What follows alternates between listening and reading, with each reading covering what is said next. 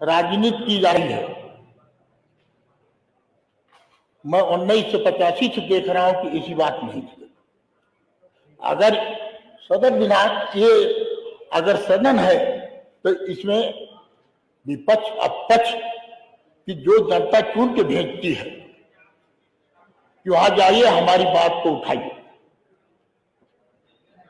विकास की बात को लेकर के, कानून व्यवस्था की बात को लेकर के।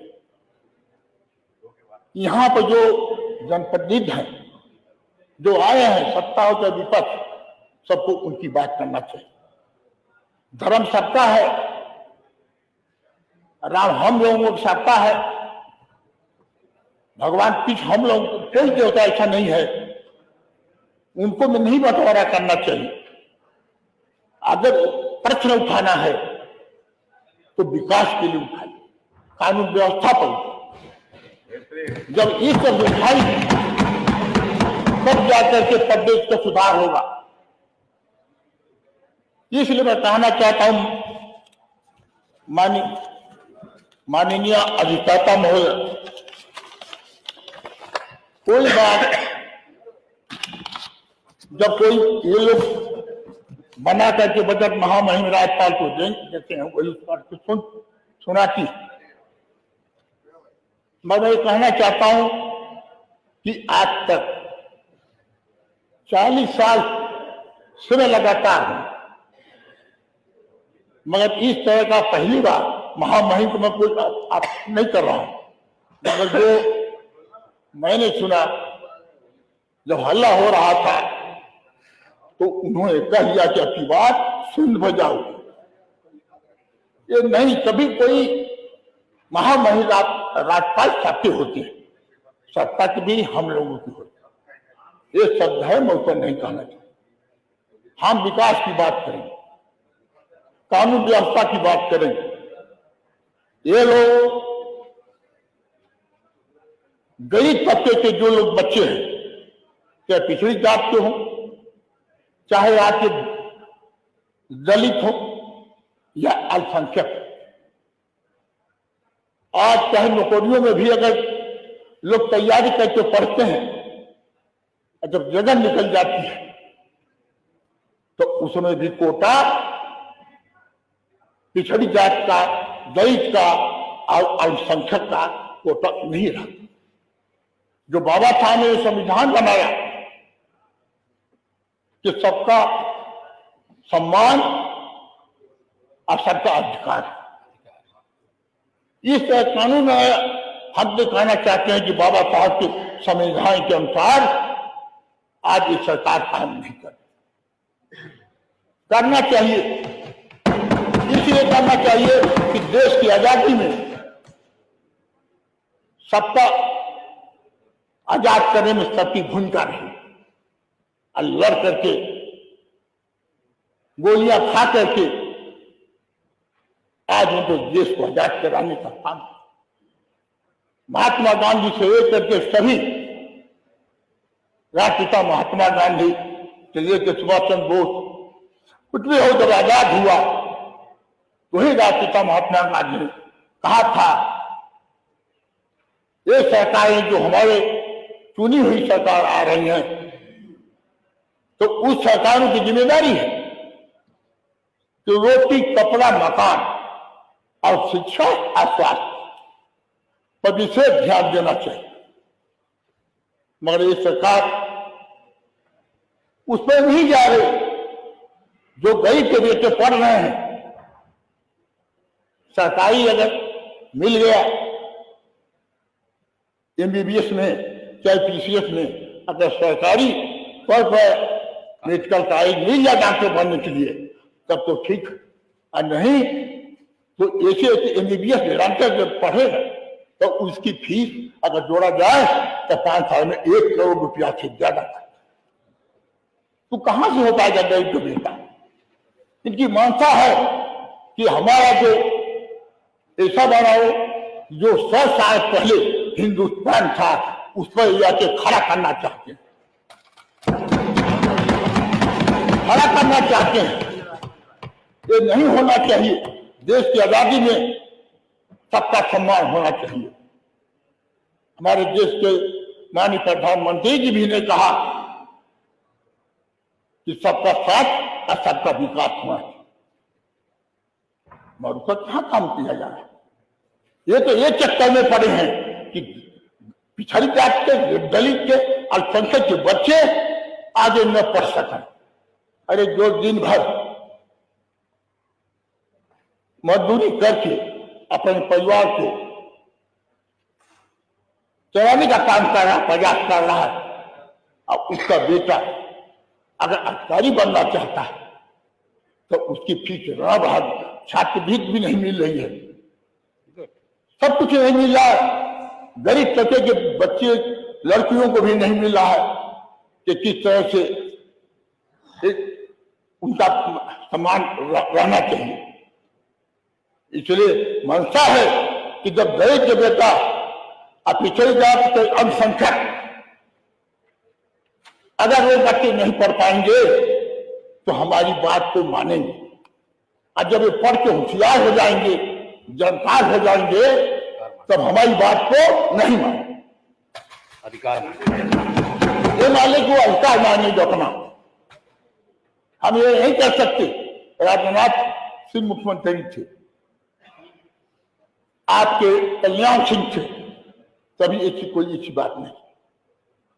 तो मैं यही कहना चाहता हूं कि उत्तर प्रदेश को उत्तम प्रदेश बनाना है तो गरीब तबके के लोगों को सम्मान दीजिए, और उनका जो फीस बढ़ी है उसको माफ करें। माननीय सदस्य, आपका समय हो गया है, समराइज आप नहीं कभी बोले समराइज कर लीजिए ना, सभी का 7 मिनट है जी, 1 मिनट और ले लीजिए, समराइज कर लीजिए। तो मारे अगर प्लीज, मैं यही कहना चाहता हूं कि आजमगढ़ अपने क्षेत्र से करके पूरी दिल की या पट्टी, ये जो अस्पताल है, अस्पतालों में दवा डुप्लीकेट करके लोग मंगाते हैं, यहाँ से लखनऊ जाती है अस्पताल, अच्छी कंपनी की तो नहीं है, मगर कोई गरीब गया वहां पर अस्पताल में तो उनको डॉक्टर देख करके अब दवा लिख देगा बाहर, और जब बाहर से लिख देगा तो गरीब के बेटा असमर्थ है, जिसके पास भाड़ा नहीं है कि आकर के आजमगढ़ या BHU या लखनऊ कहीं आ सके, तो उसका भाड़ा नहीं है तो कहाँ से यात्रा रह सकता। मैं ये मांग करता हूँ सरकार से, सरकार के पास निधि है, माननीय मुख्यमंत्री की निधि है, उसको जो दिया जाता है आधा दिया जाता है, अब आधा देंगे तो आधा में वो व्यवस्था नहीं कर सकता, इसलिए पूरा पैसा सरकार देने का काम। अब हम लोगों को 25-25 लाख रुपया विधायकों को मिलती है इलाज की, ये कम पैसा है, अगर हम 1 लाख दे देंगे तभी 25 होगा। हम चाहते हैं कि इसको राशि को बढ़ा दिया जाए, संपूर्ण इलाज संपूर्ण तरह से बढ़ा दिया जाए, हर माननीय सदस्यों को बीमारी के लिए कम से कम 1 करोड़ रुपया अलग से बजट देने का ऐसा काम है, अलग से बजट दे, ये होना चाहिए, मगर नहीं हो पा रहा है।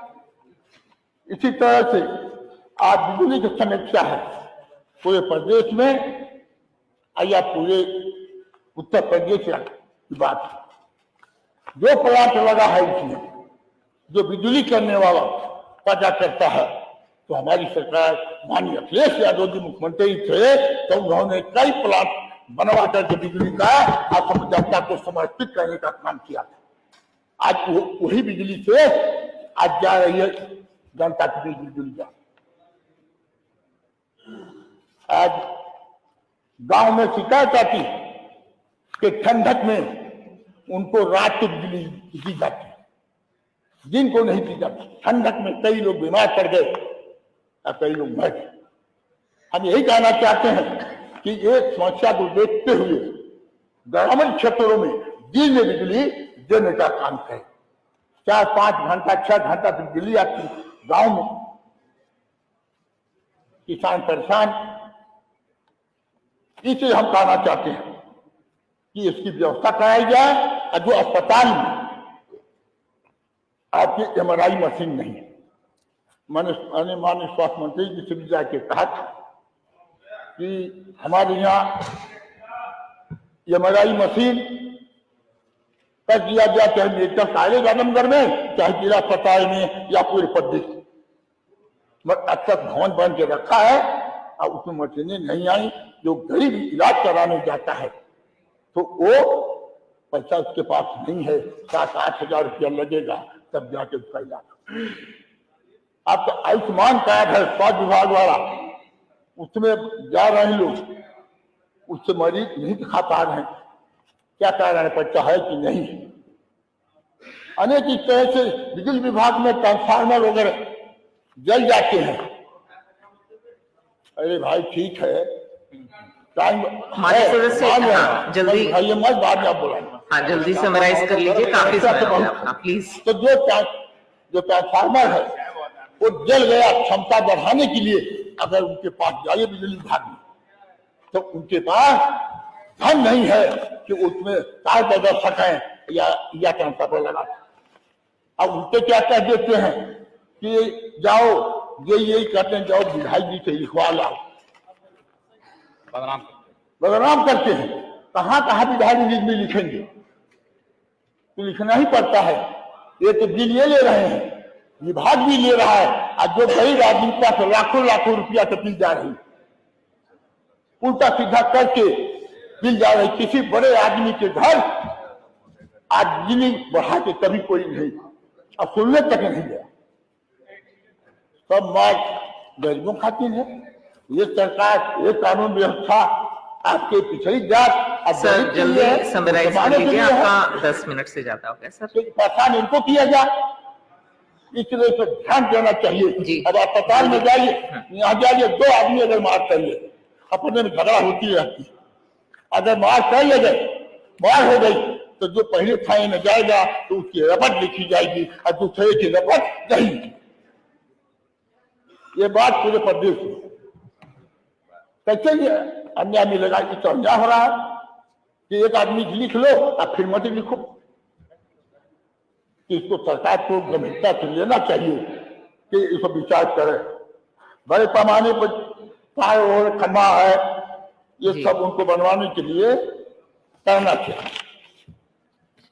और जी धन्यवाद आपका, काफी हो गया सर। माननीय कमाल कम सीनियरिटी को सम्मान करिए। सम्मान आपका पूरा है, लेकिन समय आपका पूरा हो गया है। इसलिए आजमगढ़ में मेडिकल कॉलेज, सुपर स्पेशलिटी अस्पताल मेडिकल कॉलेज, उसमें भी MRI की जरूरत, दवा की जरूरत।